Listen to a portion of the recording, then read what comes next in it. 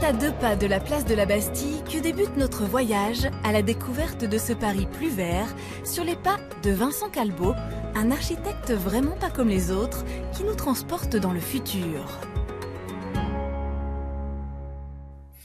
Ce jeune Belge trentenaire est un visionnaire qui a déjà 50 ans d'avance.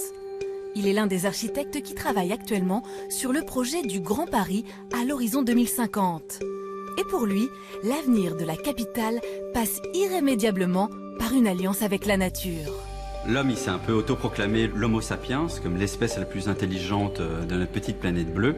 Et finalement, à l'aube du XXIe siècle, aujourd'hui, on se rend compte que la nature, depuis 3,8 milliards d'années, a inventé beaucoup de choses auxquelles nous n'avions même pas pensé. Vincent Calbeau puise sa source à la fois dans l'univers fantastique de Jules Verne et au cœur de la nature. On travaille avec le biomimétisme aujourd'hui, c'est-à-dire qu'on s'inspire des formes, des structures, de l'intelligence des matériaux que l'on retrouve dans la nature. Et voilà comment une aile de libellule à l'aspect si fragile, la forme ingénieuse et complexe d'un nénuphar,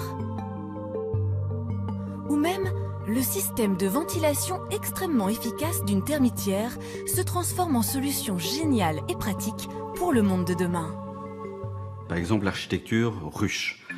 On s'est inspiré directement des petites alvéoles que fabriquent les abeilles pour construire finalement leur habitat et produire leur miel, pour inventer l'habitat du futur pour les étudiants parisiens.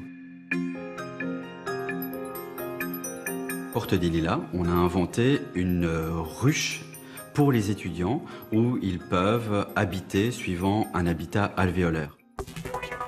À l'horizon 2050, Paris et son agglomération compteront 3 millions d'habitants supplémentaires qu'il faudra bien loger.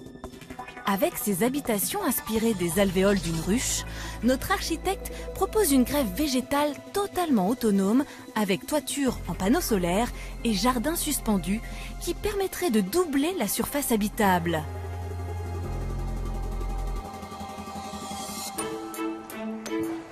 Cet architecte a ainsi une série de grands projets pour l'avenir de la capitale, une vision qui ouvre une nouvelle ère de l'architecture.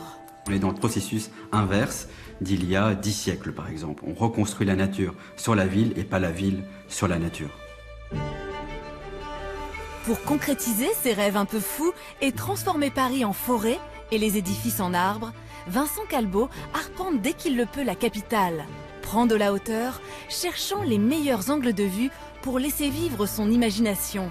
Et ainsi, concevoir la cité de demain, où la nature reprendrait une place centrale dans ce paysage qui en fait tout de même la plus belle ville du monde.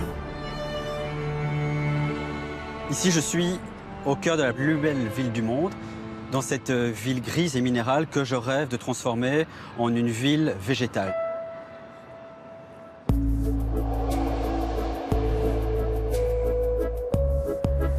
Une ville qui pourrait connaître une véritable révolution écologique dans les prochaines années pour faire en sorte que ce nuage de pollution qu'on voit au loin à l'horizon soit complètement absorbé par des bâtiments écologiques, des bâtiments vivants qui soient pleins de chlorophylle. Je me dis qu'on pourrait transformer la tour Montparnasse en un véritable Central Park, non pas horizontal mais vertical, qui serait un véritable verger public, partagé pour les Parisiens, qui deviendraient cultivateurs de la tour. Je pense qu'aujourd'hui, nous ne sommes plus dans l'utopie. On peut considérer que les gargouilles et les chimères de Notre-Dame, qui étaient chères à Victor Hugo, viennent côtoyer des bâtiments intelligents du XXIe siècle.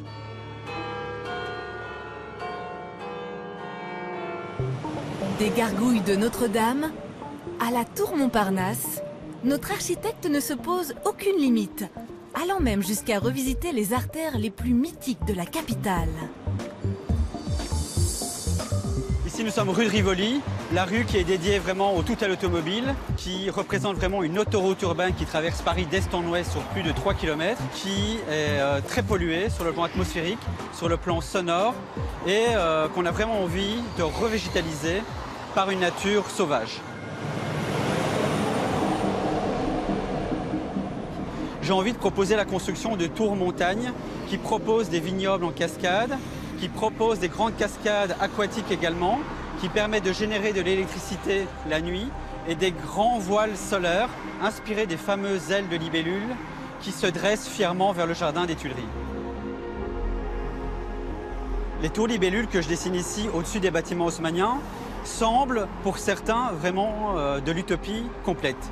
Et pourtant, à l'autre bout du monde, ce type de projet est aujourd'hui en chantier, donc c'est possible et on peut y aller. Alors oui, c'est donc possible. C'est à Taïwan que Calbo a conçu cet immeuble de 42 appartements. Une construction hélicoïdale totalement futuriste, inspirée par la structure d'un brin d'ADN.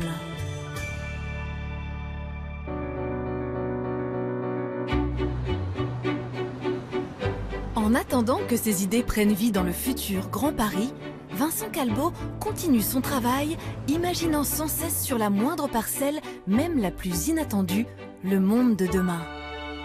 Dans ma vision, je pense qu'on n'habite pas encore assez la Seine aujourd'hui. On ne fait que la traversée d'une rive à l'autre. C'est-à-dire que tous les ponts dédiés à l'automobile ou toutes les passerelles dédiées aux piétons sont simplement des points de passage d'un point A à un point B, de la rive gauche à la rive droite.